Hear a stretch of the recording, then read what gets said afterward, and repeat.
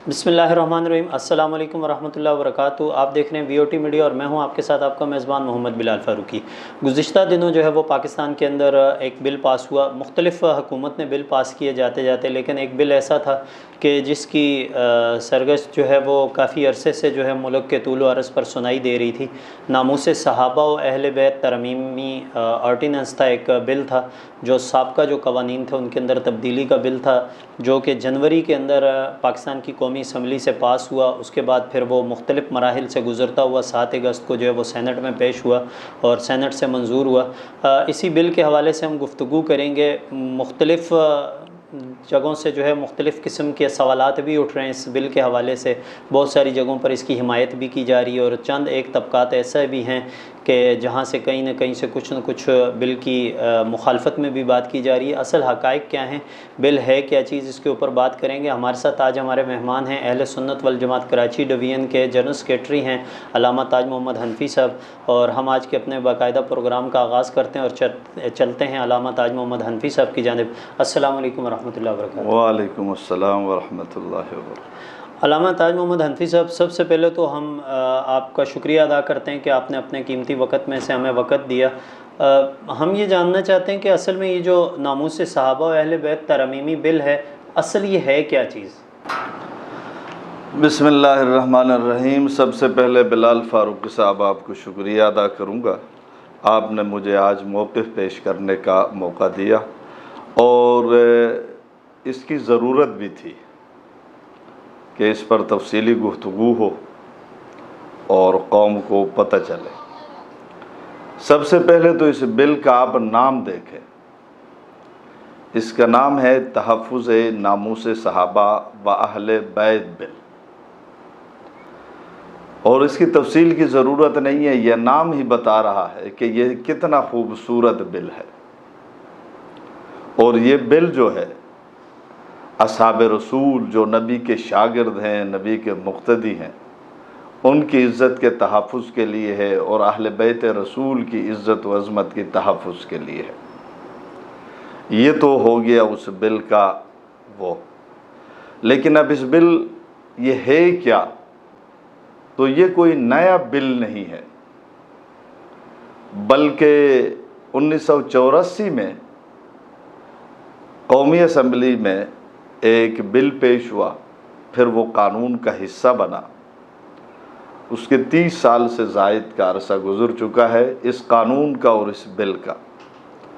वो ये था कि जो असहाब रसूल सल्लल्लाहु अलैहि वसल्लम, अहले बैत अतहार और अज़वाज मुतहरात की तौहीन करे, उसकी सज़ा 3 साल। और वो जुर्म जो है असहाब रसूल की तौहीन और अहले बैत रसूल की तौहीन, वो काबिल ज़मानत जुर्म था, यानी उसमें सज़ा कम थी, जिसकी वजह से हमने देखा कि मुजरिम जो है इस कानून से डर नहीं रहे। क्योंकि वो काबिल ज़मानत जुर्म होता था, आज गिरफ़्तार हो गया तो कल जो है वो रहा हो जाता था, उसको फूल पहनाए जाते थे, जिससे वो मज़ीद जरी होकर असहाब रसूल अहले बैत रसूल की तौहीन किया जाता था। तो पहली बात तो यह है कि ये बिल कोई नया नहीं है, 1984 में ये बिल कानून का हिस्सा बन चुका है। अब जो मौजूदा बिल है उसी बिल में तरमीम की गई है। और ये जो बिल है जिसमें तरमीम की गई है, साबिका जो बिल है वो भी मुत्तफ़िक़ा बिल था, उस पर किसी को इतराज़ नहीं था, ना सुन्नियों को इतराज़ था, ना अहले तशय्युअ को इतराज़ था, ना देवबंदी बरेलवियों को इतराज़ था, किसी को इतराज़ नहीं था। वो एक मुत्तफ़िक़ा बिल था। अब फिर तरमीमी बिल लाया गया। इसकी वजह मैंने आपको बताई। इसकी वजह ये थी कि वो सज़ा कम होने की वजह से जुर्म रुक नहीं रहा था और फिर कवारियत का ख़ात्मा नहीं हो रहा था।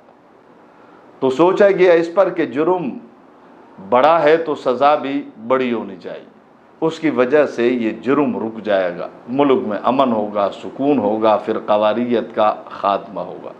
उसके बाद उसी बिल में सज़ा बढ़ा दी गई है और कुछ नहीं है, बिल वही है, कोई नई चीज़ नहीं है।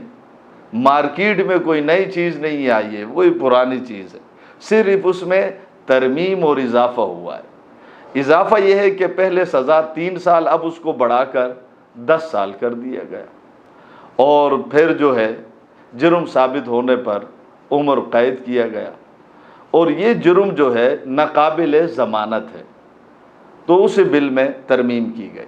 اور پھر یہ جو بل ہے، یہ ایسا بل ہے، نواز شریف کے سابقہ دور میں ایک سرکاری سطح پر ایک کمیٹی بنی تھی، علماء بورڈ کے نام پر، اس میں دیوبندی، بریلوی، اہل حدیث کے ساتھ ساتھ ہماری جماعت کے ذمہ داران بھی اس کا حصہ ہوتے تھے۔ اس کے سربراہ تھے مولانا عبدالستار خان نیازی رحمہ اللہ تعالی، بریلوی مکتب فکر سے اس کا تعلق تھا، اور وہ اس کے چیئرمین ہوتے تھے، اور اس میں بھی سب نے متفقہ طور پر، تمام مسالک کے لوگوں نے یہ طے کیا تھا کہ اس جرم کو روکنے کے لیے کوئی قانون ہونا چاہیے، اور انہوں نے سفارشات پیش کی تھی سرکار کو۔ اس کے بعد پھر ایک اور جماعت بنی ملک سے فرقہ واریت کے خاتمے کے لیے۔